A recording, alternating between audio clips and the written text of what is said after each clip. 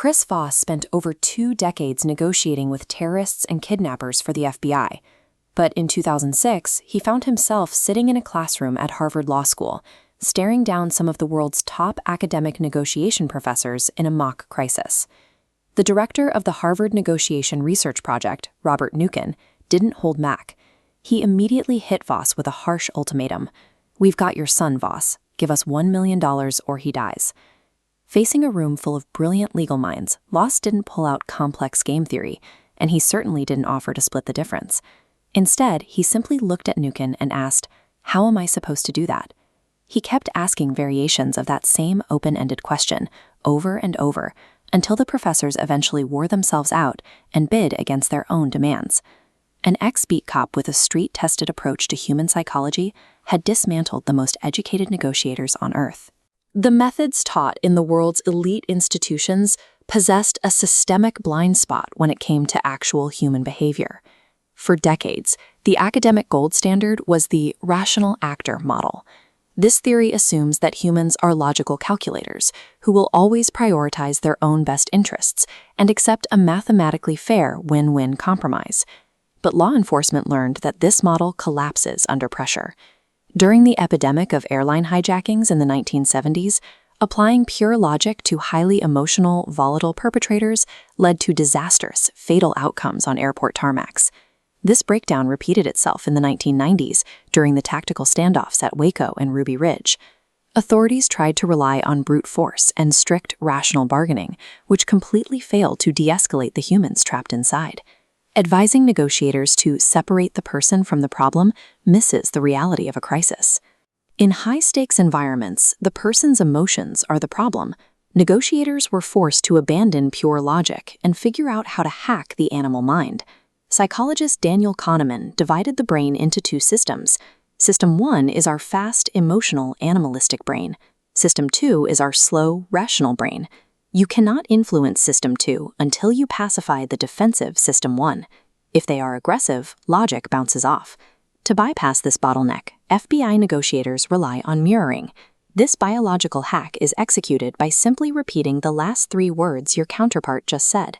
fMRI brain scans show the physical effect of this technique. fMRI stands for Functional Magnetic Resonance Imaging, a technology that measures brain activity by detecting changes associated with blood flow.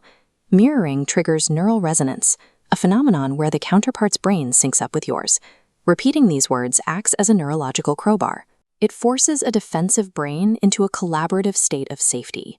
Once you have their attention, you apply tactical empathy through emotional labeling. You observe your counterpart's state and validate it aloud using neutral phrases like, "It seems like you're hesitant," or "It sounds like you're angry." Applying a rational word to an emotion forces the counterpart's brain to shift electrical activity out of the fear-driven amygdala. The amygdala is the almond-shaped mass of gray matter inside the brain that generates fear and alarm.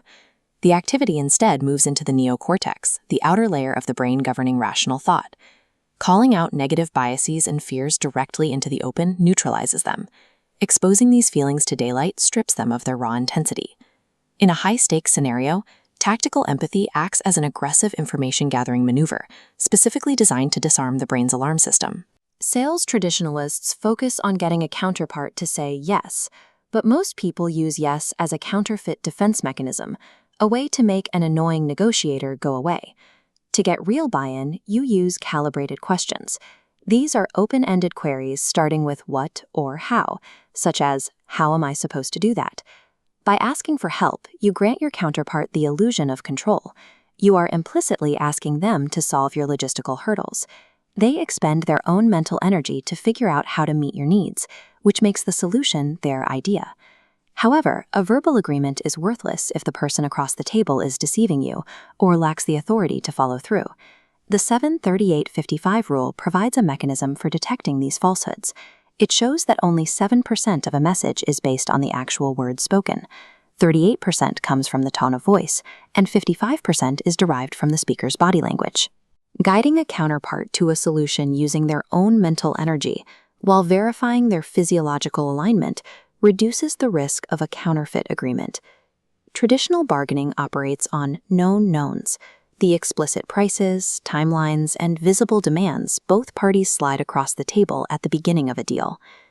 Every negotiation contains black swans, hidden pieces of information like secret fears or unstated constraints. Once discovered, these details provide the leverage necessary to shift a stagnant conversation. Shifting from a tug-of-war over price to a process of psychological discovery allows a negotiator to unearth these hidden elements and break stalemates that logic alone cannot solve.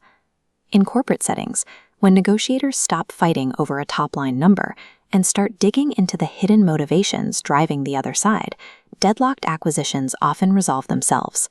Successful negotiation relies on psychological discovery. Uncovering the emotional drivers behind the human across the table allows for a more stable, lasting partnership.